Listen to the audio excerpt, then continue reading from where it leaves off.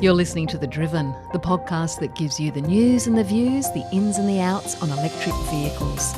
The Driven podcast is presented by Sam Parkinson and Sarah Aubrey and is proudly brought to you by the Australian Electric Vehicle Association, Australia's leading voice for electric vehicle consumers and enthusiasts.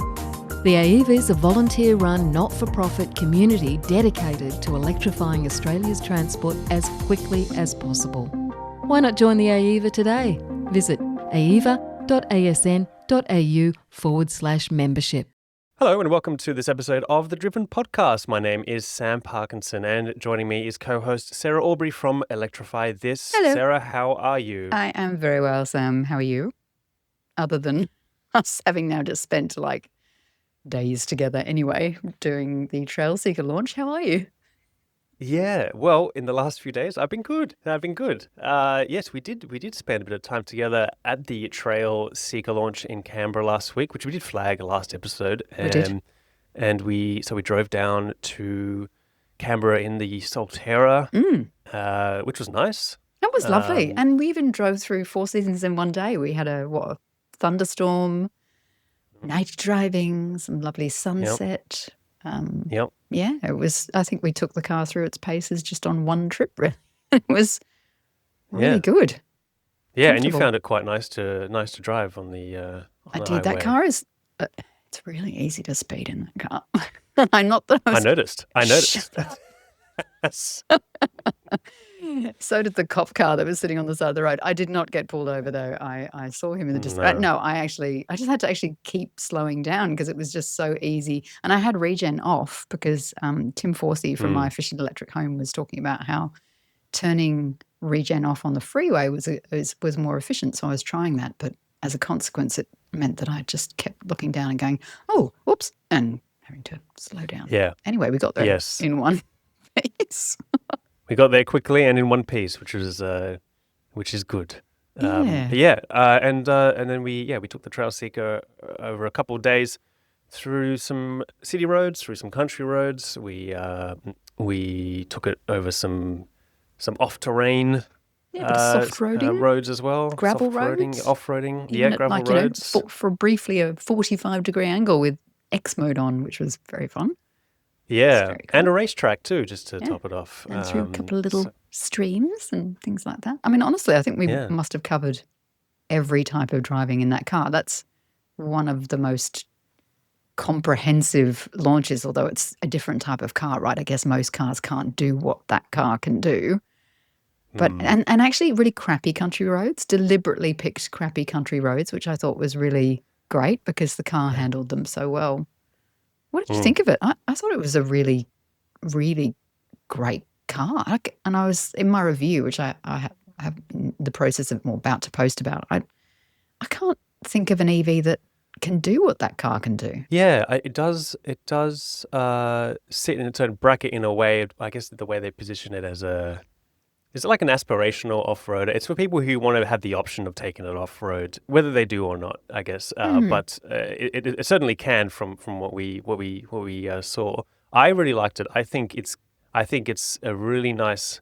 I mean, I said in my review, I've always liked Subarus anyway. Because you used to own one, didn't you?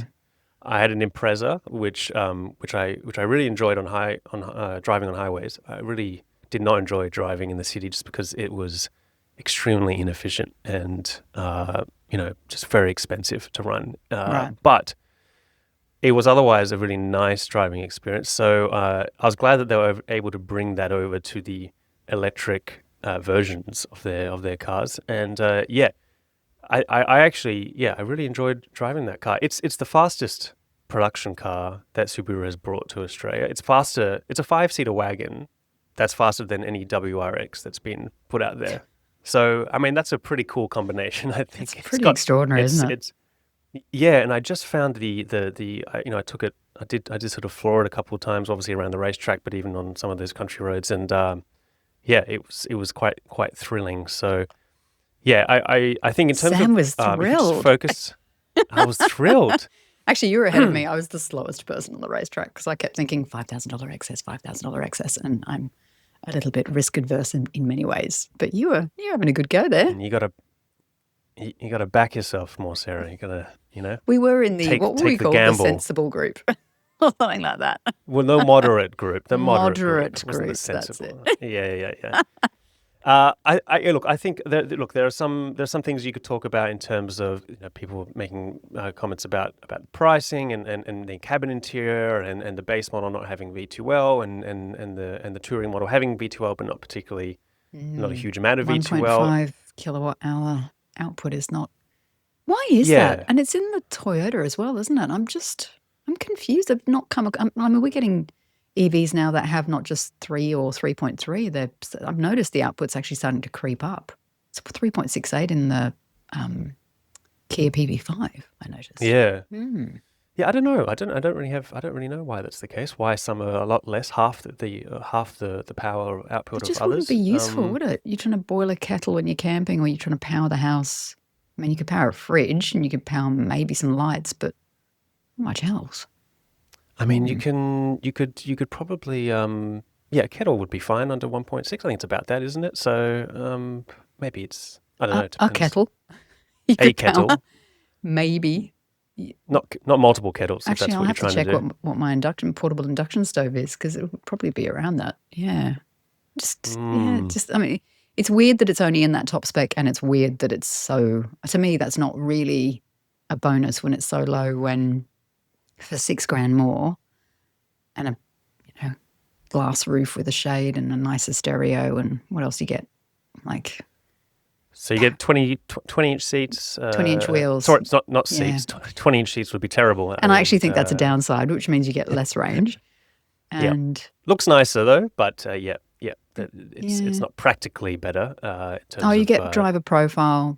I think electric mirrors, but like they're not really they're not deal breaker things. No, I reckon you could go the base model and buy a portable battery, and you'd be tickety-boo.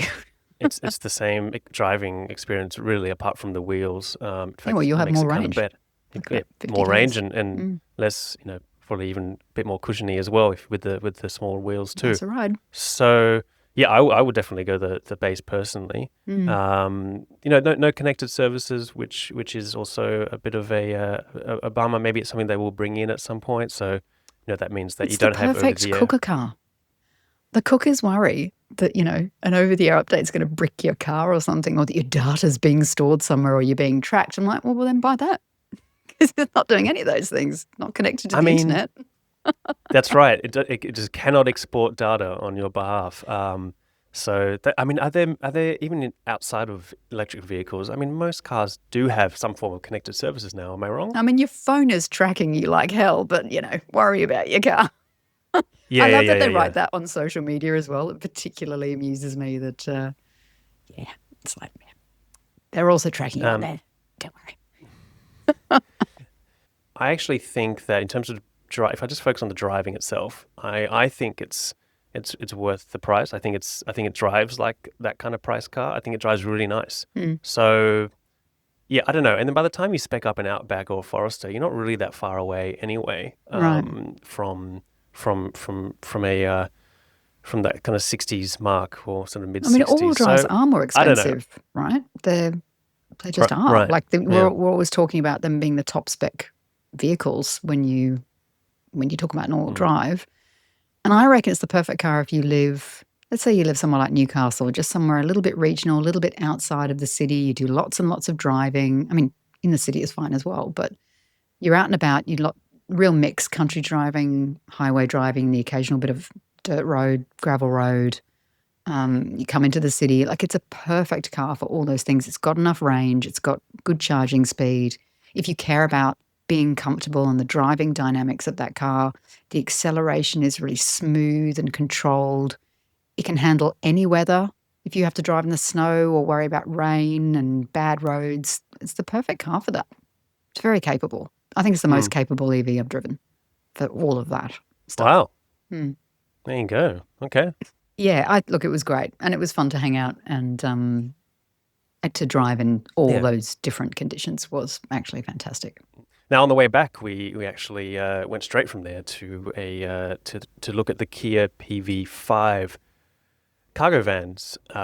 there's a cargo van which is being rolled out over the coming weeks in Australia.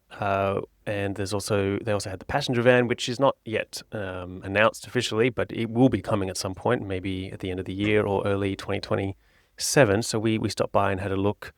I actually had a bit of a drive of one. I know that you've actually got one at the moment. I do. I did, yeah. Anyone needs anything moved, So, I'm your girl for the week. Putting it out there like that's probably a really bad idea. You have to pick it up, as in lift it, but I'll drive it. So how are you finding it?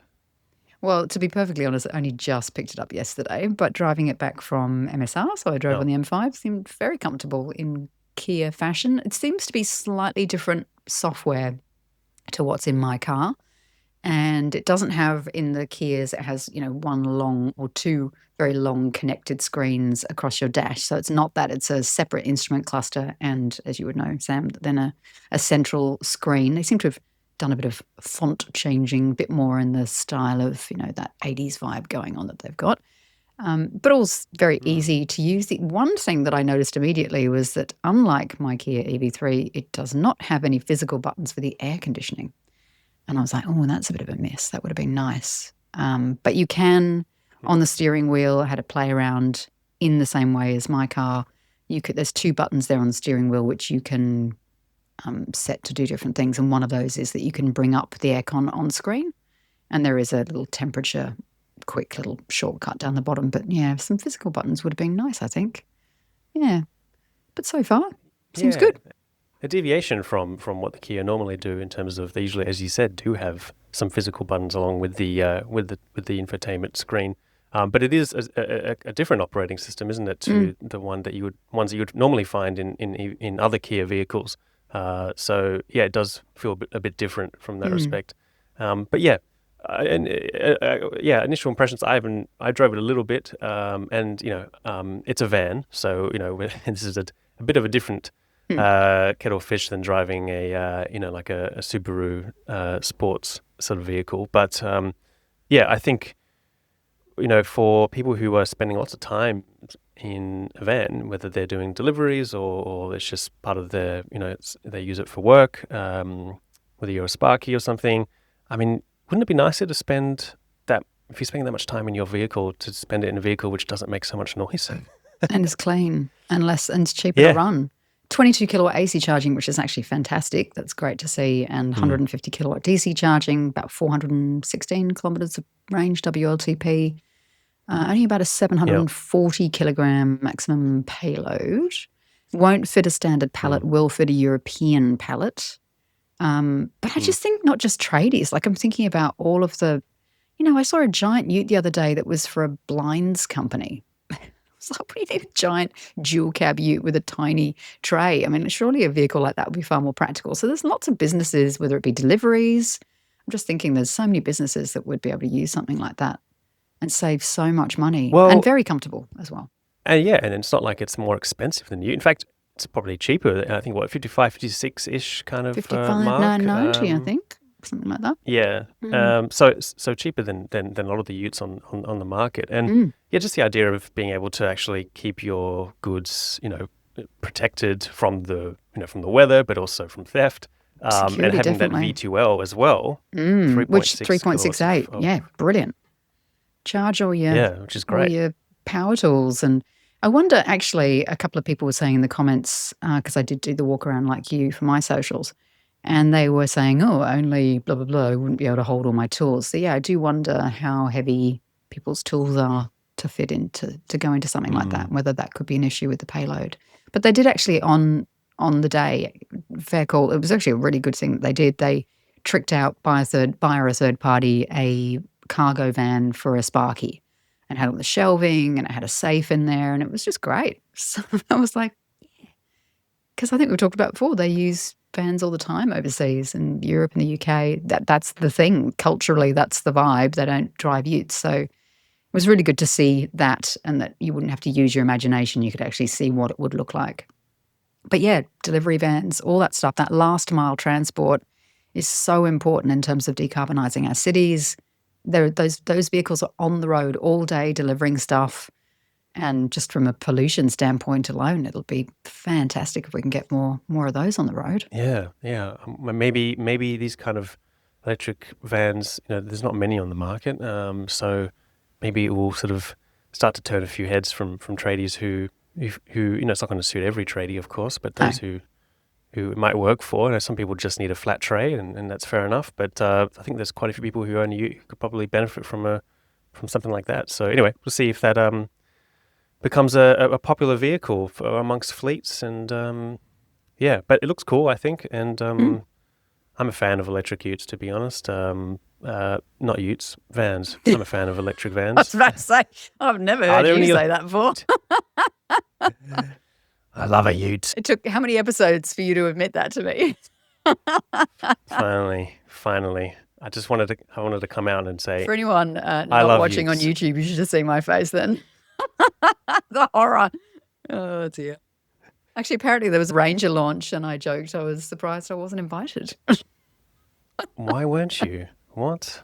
Look, it would be the ultimate test. If they can convince you to like it, then, Wouldn't it? Instead of the bottle of wine test, it'll be, let's try and convince Sarah to like a diesel giant ute. All right, I'm not allowed to talk about utes. My partner said I'd talk about them too much, so let's talk about something else. They might have to give you a couple of bottles of wine for you to write a good opinion on it, I think. Well, I'm seriously considering so going. What else? Well, actually, before I finish, I am considering going down to my local bottle shop and seeing how many cases I can fit in the back of their PV5. We'll see. Of course. But that's going to be your ultimate test then for the PV5. The ultimate how many cases? Mobile bottle shop. What else we can talk about? Oh, I had the Leap Motor B10 for a week. So I haven't posted my review of that yet, but I will very soon. After the Trailseeker, I will post that, which is another mid-sized family SUV. But can you give us a preview into your thoughts on the vehicle? It feels like it's actually been a really long time since I've done that. So I'm just trying to recall what I thought about the car now that you have said that. Well, it has 11 kilowatt AC charging, which was very good. And it's around 39 grand drive away, the base model. So I thought that was actually very good. We've got 140 kilowatt DC charging in the base model, and the long range, which is what I had, has 168 kilowatt DC charging. The long range, which is the one that I would opt for, has 434 kilometers of range. So I think that's enough, Very comfortable. I mean, yeah. So that long range, by the way, is just under 41 grand drive away. It had everything that you'd want. Very comfy. I mean, it's probably quite tough for people now, isn't it? There's a lot of things in that bracket that, with all the bells and whistles, it's got heated seats. It's got all the things that you kind of want to feel comfortable. What would I compare it to? Maybe the J5, but that's cheaper. The Jaecoo J5's got slightly less range. It probably sits between the Geely EX5 and the Jaecoo J5. I mean, it does in price anyway. But definitely worth driving. I found one of the things, I did find the ADAS quite intrusive and a little bit immature. That's probably the biggest thing I took away. On my review, I was literally pulling up behind a car. I was crawling and it went beep, beep, beep. And it's a collision imminent. And I'm like, no, it's not. That's a lie. That is an outright lie. That is a lie. Shut up. And I think that was the biggest thing. The lane keep assist was the biggie. And the way to turn that stuff off, you swipe down on the screen. It's got a bunch of shortcuts there, which are great. But the lane keep assist isn't there, as I recall. I think that's correct. And it would be great if that was added to there, the car would be instantly much, much better. And I would assume that in an update they would be able to do that. One of the big pluses as well is that it has pet mode, dog mode, which is one of the very few cars that has that. So I'm thinking of the Zeekers. I really like cars that have that. Yeah, same. Tesla, Zeekers, but there's not many. So that's actually, if you're a pet owner, that's also something to consider as well. But yeah, great little car. Little mid-sized family SUV. Very comfortable. If you're in the market for that type of car, definitely go and test drive it. Okay. Well, Fix the ADAS. Yes. Well, it's not. Yes, ADAS is one of those things which has been an issue on some cars. The automatic driver attention system I'm is glad what it you know. stands for. I'm glad you knew what that Um, was. I did not know that. which can be which it's interesting because it can be quite, it varies a lot, and sometimes manufacturers will say, well, it's that annoying because that's what ANCAP requires for us to get a 5-star rating, but actually not so true, because you can still get, it seems, a 5-star rating and not have such an Not annoying annoy the crap out of your consumers, yeah out of your buyers. And actually, right there was, is it Shanna from Drive-Through? drive-through media. Drive-Through Media. She used to work for, I'm sure she won't mind me saying this, ANCAP, and she said, yeah, that's not true. They blame ANCAP, and all those bings and bongs, a lot of them you don't need to have in the car. It's just that they're doing what NCAP, the European version, want, and they just don't change it here. So that all those bings and bongs, when you go 1K over the speed limit, you don't actually have to have it here, which is probably the most annoying thing in a car. Don't know about the driver attention thing, even if we need that. But yeah, I mean, I'm all for the bings and bongs that impending crash, but the things that slap you on the wrist, no. It's a hard Yes, no it from makes me. it feel a little bit like it's, yes, you don't want to feel like you're in a police state in your own vehicle. Speaking of the J5, which you just mentioned, we talked about that last episode because it became number 2 in the best-selling battery electric vehicle list in Australia, and so I took it out actually for a loan, which I've currently got at the moment because I haven't driven it yet, even though it's been out for some time, and I wanted to see what the fuss is about. So I've had that for a few days now. I think I'm still putting together my thoughts on the car. But look, my initial impressions are that I think what is it 30, 36, 37 drive away? 36,990, like 37 grand drive away. Right. I mean, so for that you're getting a panoramic roof, you're getting heated and ventilated seats, power tailgate, wireless Apple CarPlay and Android Auto. You're getting all the kind of things that don't often come standard on a car, and for that price, I just think that's really good, and I can see the appeal. Now, in other markets, they do have a different iteration of it, so you can have 2 base model, and we've actually just got the premium model here in Australia, which is why it feels like everything is coming standard on the one model, but we just never really got the base model that does appear in other markets, which may not have some of those things. But nevertheless, at that price, it just feels like such a good deal. I mean, I don't know of many vehicles that can offer that much car and features for that price, and obviously that's kind of partly why it's been so popular. Now, I mean, it doesn't have everything, but you got to think of the price here. Now, if I'm comparing the driving experience to something twice the price, like a Subaru Trailseeker or maybe a Model Y, of course you're not going to get the same kind of acceleration, and you're not going to get as nice a driving experience. But for a lot of people who are going to be driving this car around town, I just don't think it's that important, and you'd probably be better off just saving quite a bit of money. For a lot of people who don't really notice the some of the nuances of differences in drivetrains, I just think that it's really good. It's really good. Honestly, the ADAS system's not for, overbearing. No, Yeah. value for money, and for what you get, and the experience, and it looks like a mini Range Rover. It's just cute. Well, it does have Range Rover vibes, doesn't it? You kind of get yeah. in there. I actually really like the that vertical screen, which kind of it's kind of slanted back, but it's actually the best Apple CarPlay experience that I've had on a vehicle, because it's full screen. It takes the whole screen. It looks great on this kind of vertical. It takes the whole screen, and it's a crisp-looking screen. It's fast. It's great. It is. Yeah. Now there's no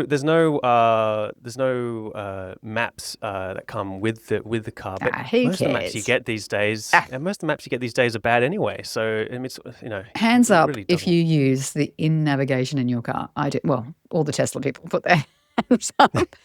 Other than that, I mean, yeah, that's really good. But I just don't use it. Never use it. No.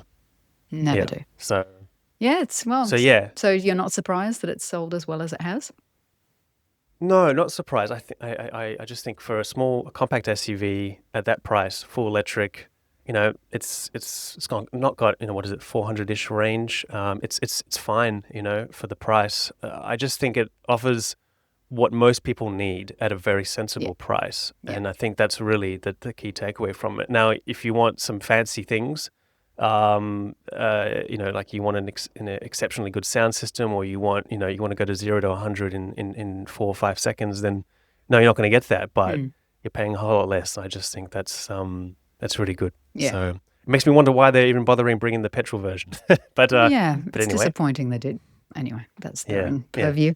That's their own thing. And even not having connected services, there are ways around that, of course. You use the apps when you're charging publicly, right? So you can monitor your charging that way. And if you wind up getting a smart charger, home charger that has an app that comes with it, where you can just check charging that way, you'll be able to see how much has gone into the car. You won't be able to see the exact battery, but you'll be able to see that it's charging, and you'll be able to schedule it and do things like that. So you can kind of get around that, right? Yeah, it's a neat little thing. Right. Yeah, it's not be on and end all. Yeah, No. Great, cracking price. I just, and apparently that was actually going to be their special launch price, but they just ended up leaving it because they figured that this was really what differentiated them from, a pretty crowded pack in that kind of high 30s, 40s kind of mark for electric SUVs. So anyway, yes, I think definitely can see why that's popular. I still don't see many on the road. I do. But maybe I just live in an area where they're not being sold. You do? Well, we live in the same area, so I don't understand how this is possible. I've seen them up in Newcastle. I've seen them like out and about outside of Sydney quite a lot. So great car. Okay. Great bargain. Yeah. In fact, the Frack Man just bought one. If anyone knows the Frack Man, he just bought a J5. He's loving it. Loving it sick. Yeah. Is he? There you go. Yeah. Well, I mean, it's cheaper than a lot of other cars you can get. I mean, even smaller cars. Well, he was like doing the numbers with petrol because they live up regionally to drive into, it's half an hour into town kind of thing. And they spend an absolute fortune on fuel. He was just like, it's so much cheaper. Yeah. So it's fantastic to hear those stories on the ground. Yeah. Now, there's something that we wanted to bring up, because speaking about range, now, when people are looking for an electric vehicle, of course, one of the main considerations is range. And often you're quoted a range amount, but something that you may not know when you are looking at a vehicle and being quoted a range is that there are actually different metrics for measuring range. Now, we have WLTP, which is a common one, and that is generally the most accurate. But there are also other forms of range that can be quoted. Sarah, what are those? There's CLTC, which is the Chinese measurement, which is probably the least accurate, let's just say most generous. And then you've got NEDC, which is the European standard, which the acronym joke is not even damn close. That's also known as the Australian Design Rules, or ADR. And then you've got WLTP, as you said, Sam, which is pretty much the standard now, which is, all these are a mix of highway and city driving combined, and it's an averaging of that. So if you have a car with 500 kilometres of range and you drive it all the time around the city with regen on, you'll actually get more range. You'll get more than it says on the tin. But if you do mostly highway driving, you'll get less. So, it's a mix. And then you have EPA, which is the US version, which is actually considered the most accurate, but it's not like they're going to be driving many Chinese cars. So we can just nix that and forget about that. So double check that the car that you are looking at buying is advertised in WLTP, because I have noticed a couple of times that when a certain car maker or two have a car that has maybe a little less range than you'd hope, they are advertising it as ADR. And that's going to be more generous. So you can go online, you can just get a range converter, just bring up EV range converter and it'll pop up, and then put that ADR amount in there, and then it will say what the WLTP is. So just make sure that the car is advertised in WLTP to get the most accurate range. Yeah, and also the best way to be able to compare that against other vehicles you need to be considering, because most of them will be WLTP, which is why often if you see in our videos and we do quote a range, we say WLTP at the end. I think many people might wonder what the hell we're talking about, but that is the metric being used to measure that range. So double check what that measurement is. No, I've only seen it a couple of times, but I'm like, people could be caught out and disappointed. So, and I wish car makers would now. There is actually legislative change. I think that it's meant to be changed, I think around July 2027. But because we've got so many more people now looking at electric cars that are new to electric cars, I just don't want people to be caught out. Yeah. It seems silly that we do have various metrics that can be used because, it seems to just provide an opportunity for miscommunication, shall we put it. Yeah. Anyway, so there you go. Hot tip there. Yeah. But actually, speaking of last week, actually someone, I do apologise, the guy who reached out to me and sent me a fantastic use case, his own EV message, and I said I'd read it out. I've completely lost it, so if you message me again, I'll find it. But I will read it out if you do that. But someone else sent you to let me know. And it was an article about really annoying things in electric cars, design things. It was hilarious. It was talking about things like pop-out door handles and everything being in screen, not having physical buttons for the aircon. And I just thought, actually, that got me thinking about what do people look for in an electric car when they're shopping for an electric car. And I was thinking about what I looked for. So range, of course, and the charging speed, but things like physical buttons for the aircon did actually matter to me. The position of the charge port can be something. If it's on the street side over the front driver's wheel arch and you like to do lots of pole charging, that can be a real pain, potentially dangerous. And it's just less easy. But, if you charge at home, that doesn't really matter. So what are the things that you look like? So what are the things, sorry, I'll say again, what are the things that you look for when you're shopping for an electric car, or you did look for when you were shopping for an electric car? I'd be quite curious if you could leave it in the comments. Yeah, I wonder if they're similar to me. But one of the big things I will say is the software. What do you think, Sam? Because when you buy a phone, I was thinking, when you buy a phone, how it looks actually is probably the least important thing, and you probably only think about it when you buy a case, whereas the software is everything. That's the ecosystem you live in your phone. And I think electric cars are actually the same. And how easy that software is to use is probably, that'd be in the top 3, don't you reckon?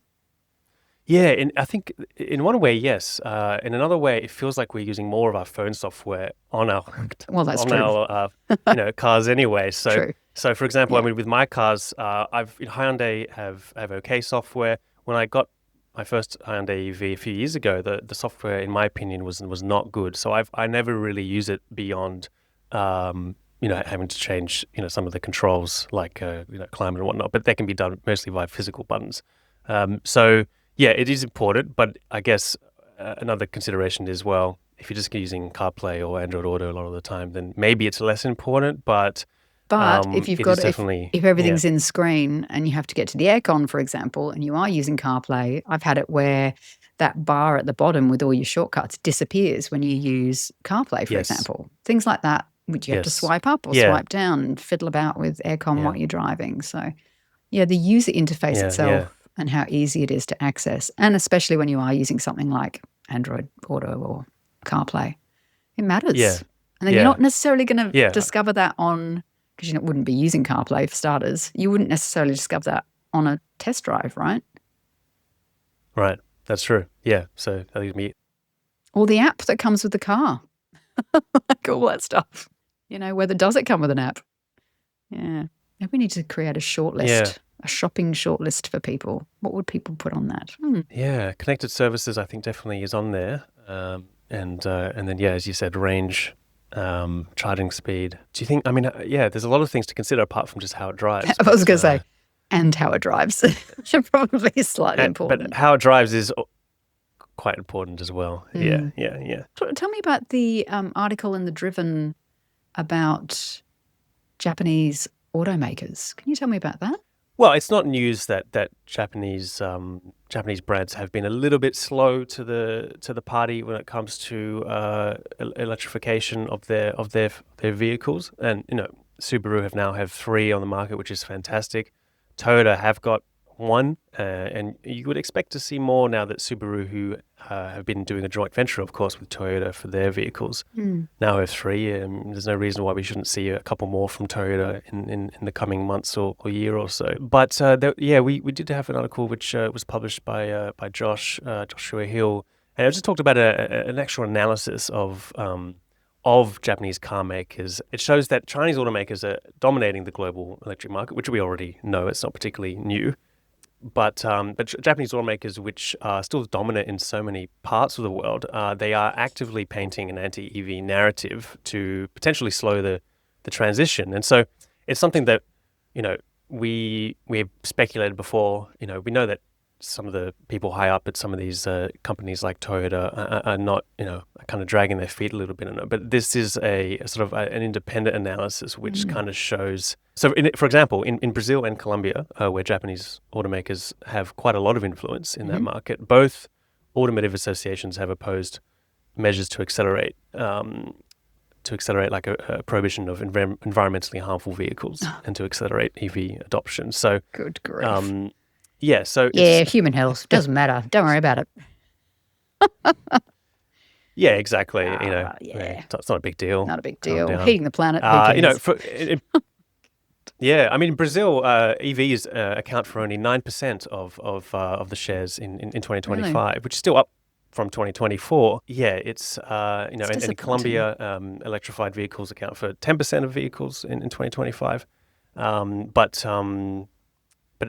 full electrics only responsible for 8% of that. So is this all Japanese car makers or just some? Some. So in this particular analysis, which was done by a group called Influence Map, they highlight the board members of these industry associations, which have been making these decisions, which are really pushing back against sort of acceleration of EV adoption. So, in the Brazilian and the Colombian industry associations, Toyota, they're a board member of that. And then you've got Honda and Nissan and Suzuki also hold executive positions in those associations, which are making pretty, let's just say they're not making very progressive decisions around trying to electrify vehicles or try to even just sort of increase consideration for EV adoption in some of those countries. So, yeah, I think it's not really news to us that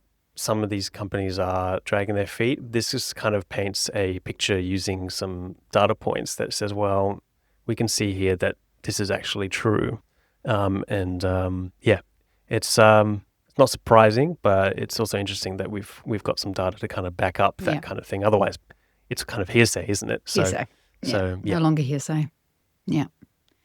Well, didn't Toyota just say that he felt alone? Oh, here we go. Toyota chairman Akio Toyoda has publicly admitted he feels, to quote, very alone in defending traditional combustion engines. While the rest of the auto industry races toward an all-electric future, Toyota remains a vocal advocate for gas-powered cars, hybrids, and maintaining jobs for engine suppliers. There you go. Which ultimately could probably wind up far worse if that continues. But I will just mention my very, very, very good friend Paul in Melbourne sent me a photo. You would have laughed. He sent me a photo of a Toyota Mirai. He saw one in Melbourne. Oh. He saw it parked on the street and was like, snap. There you go. Whoa. It was like one of, three probably in Australia. Yeah, well, I was shocked when I saw a Hyundai recently. To be fair, it was at the HQ. So yeah, Nexo maybe. Next to the actual refueling station. That's the only place I've ever seen that. It was about 15 meters away from it, which is would you feel safe traveling that far? Just keeping close.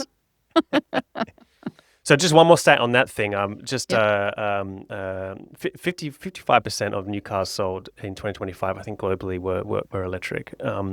But in Japan, EVs accounted for less than 3% of sales. So full EV. Think of that what you will. Oh my giddy aunt. Wow. Even with things like the little Nissan Sakura and stuff like that. K car kind of things. According to Influence Map, that's what they do good stuff. They do really good stuff. Wow, that is quite shocking. That 55%, is that pure electric car or is that hybrids and electric. I love putting you on the spot. I'm going to assume that is inclusive of plug-in hybrids.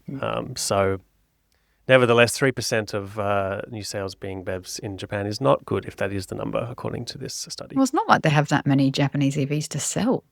If there's such a, I would imagine Japanese people potentially would drift or gravitate towards a Japanese car. We have them now. We've got at least 3 with Subaru, which is good, and we've got the Toyota has the BZ4X, but then I think we've talked about before how Toyota sells far more cars in China than they do elsewhere in the world, don't they?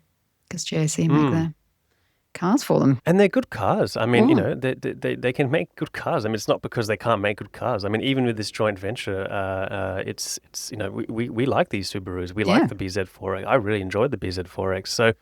It's not because they can't match what other brands are coming out of China are doing. It's just they for some reason they don't want to. But I think we're not going to have a choice soon. It just seems to be the direction that we're going. But anyway, let's see if they can come to the party sooner than later. Well, actually, the one thing I will say is the Solterra. They did update that, both Subaru and Toyota, the BZ4X and the Solterra, quickly, which I think was a very smart move on both companies' parts. That when it came out, it was too expensive and didn't have fast enough charging and didn't have enough range, and they fixed all those things.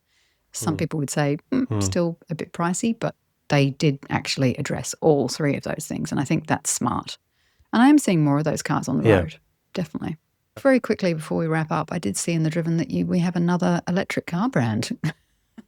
We've got Lepas is coming. Lepas, I think they call it. But we've also got another mid-sized family SUV, Chinese brand called Forthing. I saw Riz do an article on that. Do follow the Driven. This is a plug for them now. I think it's the place to find out about electric cars. It's how I found out about electric cars, and it was how I learned about electric cars until I actually met Sam and got involved. But I just think what you guys do is fantastic. And so the Forthing... Thank you. You're welcome.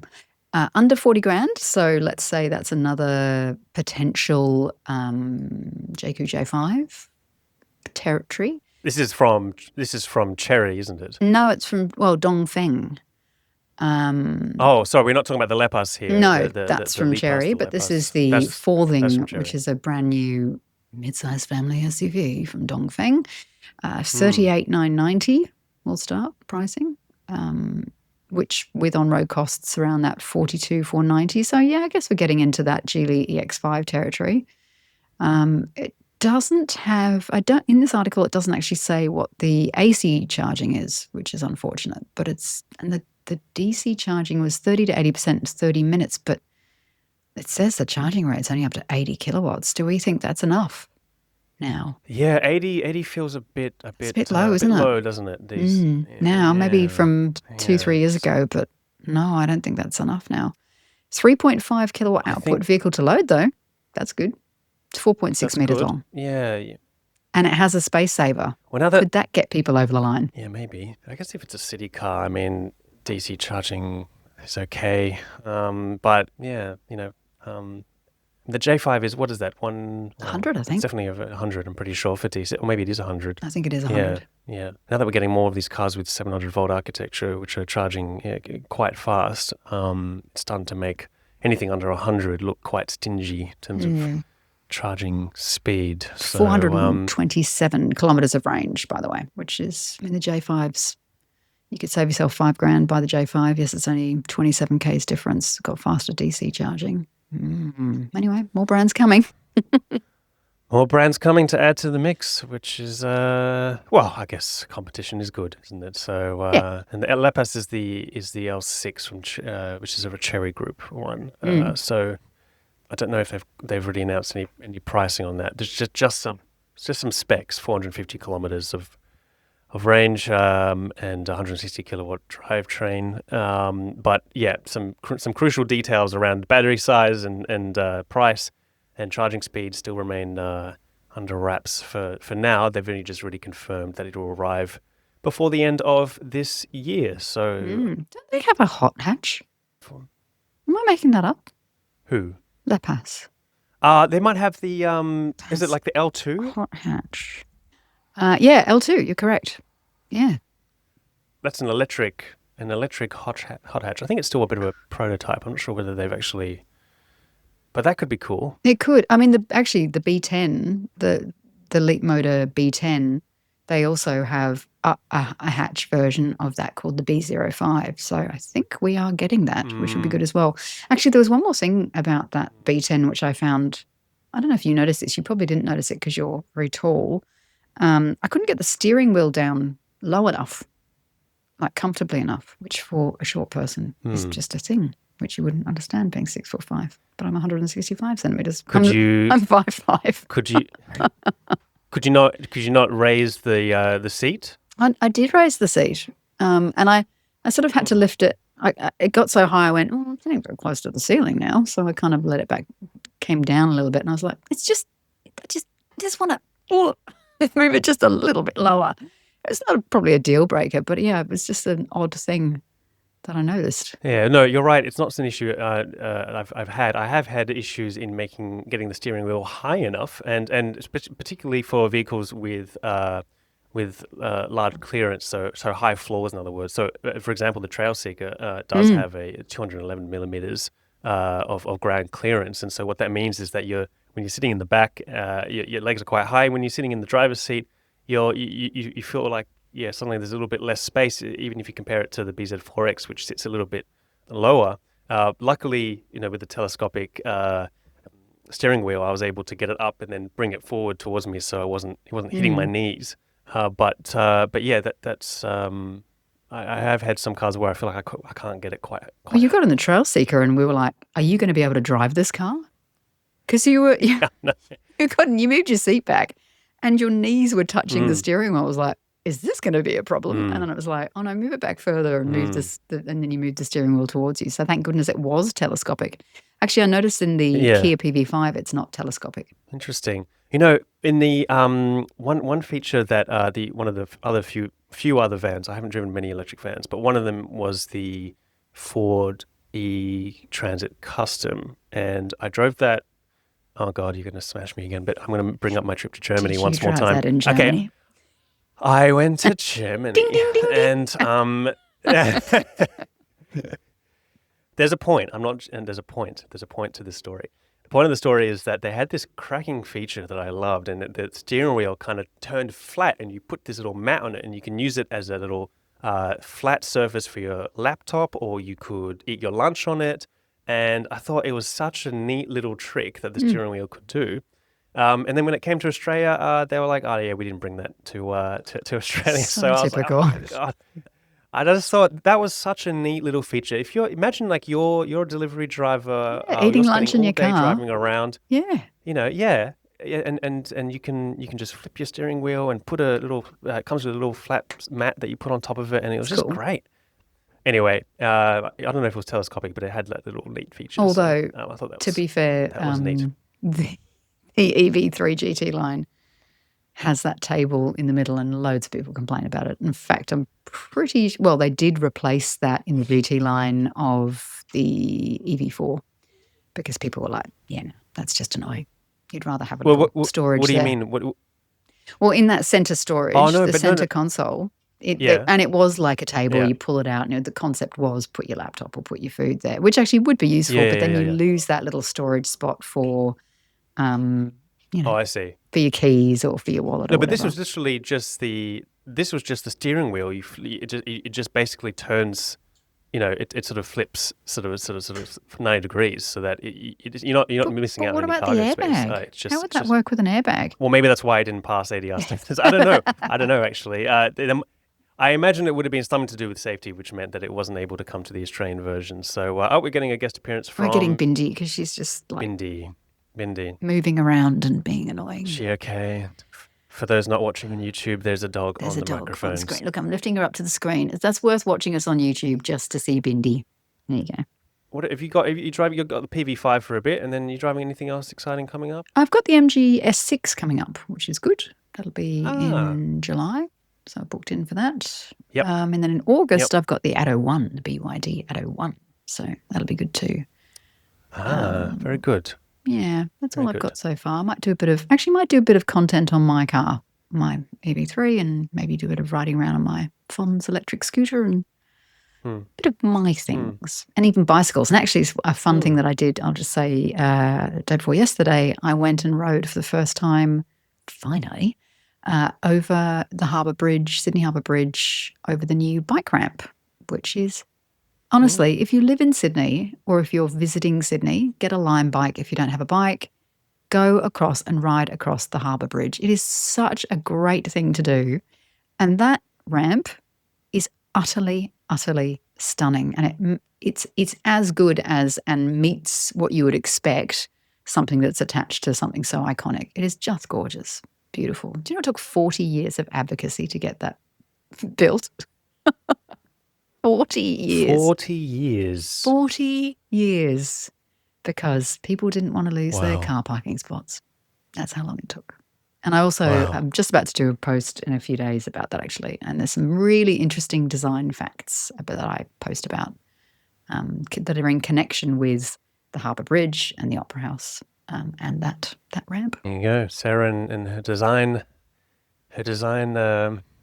what's one way to call it? Your expertise in design, which is I wouldn't say that. I just say I don't possess. Curiosity and Opinions. Rampant interest.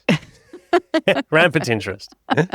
Very good. Yeah, no, I've actually got the MGS6 as well in July too, so we can both share our thoughts on that vehicle. And then what else have I got? The Mazda 6E at some point, which I've never driven a Mazda EV. Well, for good reason. They haven't had many. I haven't actually personally taken out any PYDs either. So Atto 2 being one of those vehicles that is consistently high on the charts. I'm interested in some of these cars that have been performing really well and seeing why they are so popular and why they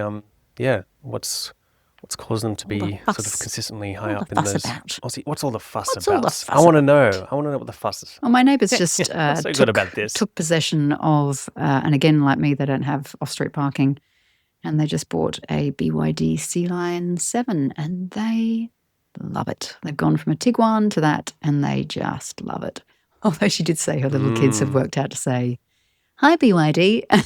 And now, of course, they're making the car do things, which is potentially annoying for the parents. They've worked out how to change the ambient lighting. Oh, okay. Yes. Well, I suppose as long as you keep it to ambient lighting and not key sort of driving controls, I think that's probably okay. Once they figure out the roof shade, it'll be annoying. That's true. Yes. Oh, yes, the roof shade coming in and out. Yes. That would be annoying. Dearie me. All right. So that sounds like a wrap for this week.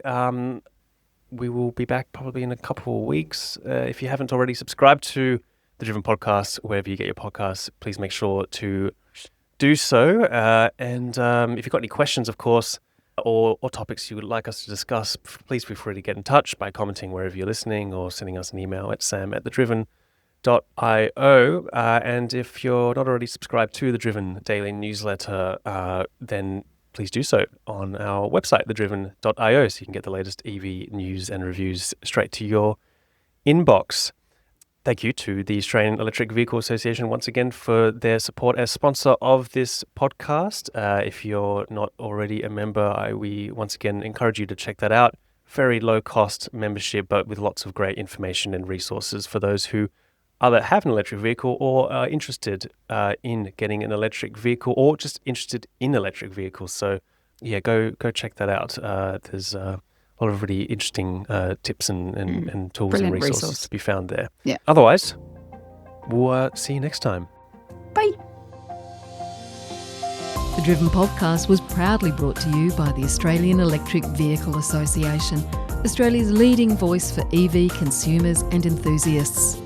The AEVA is a volunteer-run, not-for-profit community dedicated to electrifying Australia's transport as quickly as possible. So why not join the AEVA and support the transition to zero-emissions transport?